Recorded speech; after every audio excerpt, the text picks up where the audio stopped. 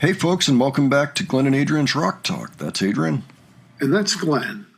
And recently we looked at Anika Nilles do her own song Alter Ego, and it just blew our minds apart. We thought, oh my gosh, it was an amazing piece. It demonstrated with absolute clarity that she is an astonishing drummer. But we notice also that one of our other favorite drummers, Sina, did this cover of the same song, Alter Ego, that we just looked at. So we wanted to look at her version as well. So her cover comes about 3 years after Anika's went up in 2017. So she says here in her description, Anika Nilles' work is highly inspirational, and this rendition of Alter Ego, one of Anika's first hits, is my tribute to an outstanding drummer. She was saying this in 2017, okay? They're both from Germany, so it could be she was more aware simply because they were both in Germany. Maybe they're in the same circles, who knows?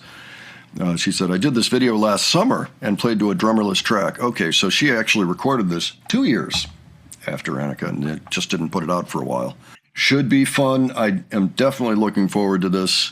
I admire both the drummers. Sina is a different style drummer to me, but she's got excellent chops. We watched her absolutely kill Asia by Steely Dan, amongst other classics. You know, she is, without a doubt, a top-notch player herself. So I look forward to seeing what she does with this.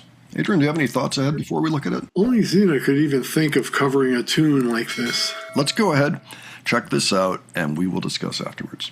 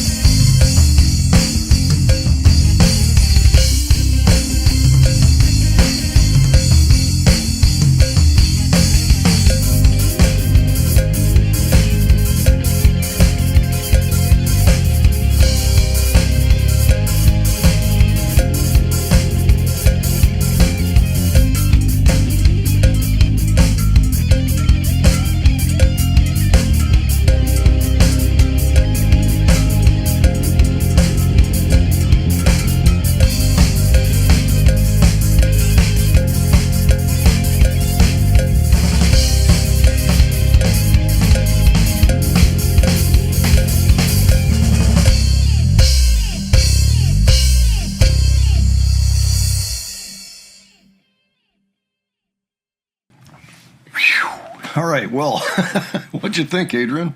Admirable cover. Yeah. She held her own Yeah. pretty well on that one, for sure.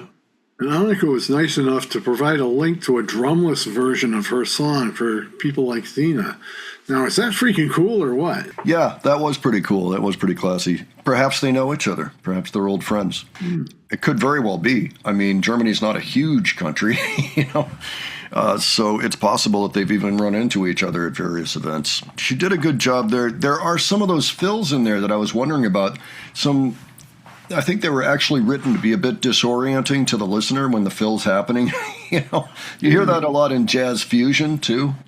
But from what I could recall from Anika's version, I think Sina did a really good job of capturing those fills too. I mean, those are the ones that really test drummers. If you can do that and it's graceful enough, you come back where you expect, and the listener is like, "Ooh, okay, that was a moment."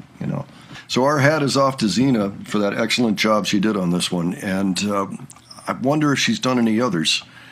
Whether or not she has, that was amazing. And we are certainly going to revisit Anika again. And of course, Sina, we have been doing kind of a regular thing with her because we like her drumming. We like the way she presents her covers. We learn a lot from them pretty much every time we watch them. We learn something new. We've even got a playlist if you're interested. So we will be continuing with Sina. If you have any particular favorites of hers that we haven't covered yet, and you can check the playlist to find out, then drop them below, and we might just pick them up, okay? And give your thoughts on this in the meantime, and any details that you think that we missed in here. And if you enjoyed this video, please give it a like. And if you enjoyed the presentation, please subscribe. All right, thanks so much for joining us on this. We will catch you on the next one. All right, take care, folks. See you later.